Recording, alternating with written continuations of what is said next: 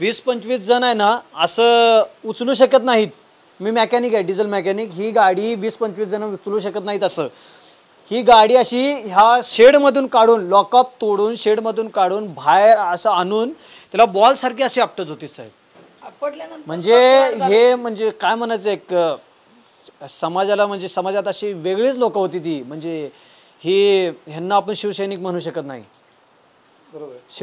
शिवाजी महाराजांचं म्हणजे मुक्तीसंग्रामाला जे आलेले ना शिवसैनिक, ती म्हणू शकत नाही आपण, कारण की ही वेगळीच लोक होती। हे फक्त मारहाण, लुटमार आणि म्हणजे तोडफोड करण्यासाठी वेगळी लोक, मागवल्यासारखी लोक होती। आमच्या घरात पण एवढी माणसं नाहीत का त्यांच्यासोबत आम्ही हे करू शकू संघ। अशी परिस्थिती त्यांनी आमची या गावात करून ठेवली। कुठलाही एक घर सरळ ठेवलं नाही, का एक गाडी सुद्धा त्यांनी सरळ ठेवलेली नाही। त्या माणसाने कुठे बाहेर जावं किंवा आजारी माणूस असलं तर त्याला बाहेर न्यायचं नाही, अशी परिस्थिती करून ठेवलेली आहे त्यांनी। तुम्ही आला होता कसं शिवभक्त, तुम्ही किल्ल्यांसाठी आला होता, किल्ल्यावर जाणार होता, मग तुम्ही जाऊन तिथं काय तुमचं होतं कार्यक्रम ते करून तुम्ही जायचं होतं। तुमचं गाव या अतिक्रमणामध्ये येतं का? नाही, आमचं गाव अतिक्रमणामध्ये येत नाही। आमचे मुसलमानांनी काय हे खाली कुणाचाच अतिक्रमणात नाही, हे सगळी स्वतःची मालकी जागा आहे। पण हे असं काय व्हायला पाहिजे नव्हतं। ती माणसं यायची, आपलं सगळं करून सुरळीत जायची, त्यांचा त्रास आम्हाला नव्हता। पण हा आमच्या गावातला नारायण वेल्लार जो आहे, त्यांना ही संघटना पहिल्यांदा घरांवर आज हमले झाले ते नारायण वेल्लार त्यांना लावलेला आहे। कोल्हापूरमधला असा हा प्रकार पहिल्यांदाच होतोय? पहिल्यांदाच माझ्या आयुष्यात तर पहिल्यांदाच आहे। माझं वय आता जवळजवळ 64 आहे आणि माझ्या आयुष्यात पहिल्यांदा आहे।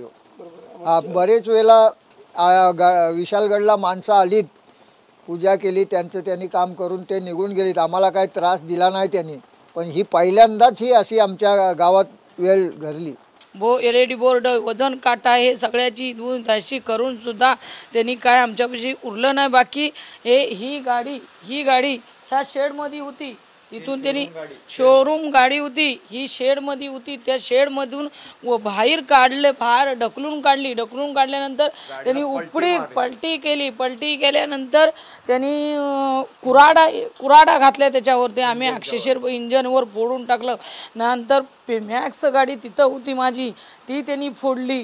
2 व्हीलर 2 फोडल्यात, अशा टोटल 4 गाड्या फोडल्या। पण हे अतिक्रमण जागा नव्हती, ही मालकी हक्काची जागा होती। आणि ह्याची तोडफोड झाल्यानंतर पण थांबली नाहीत ती माणसं, नुसतं चोरी मारी हेच सगळी करत होती।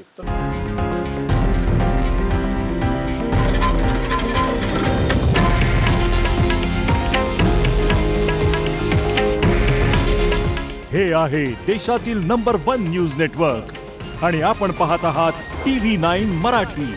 काळजी तुमची, हित महाराष्ट्राचं।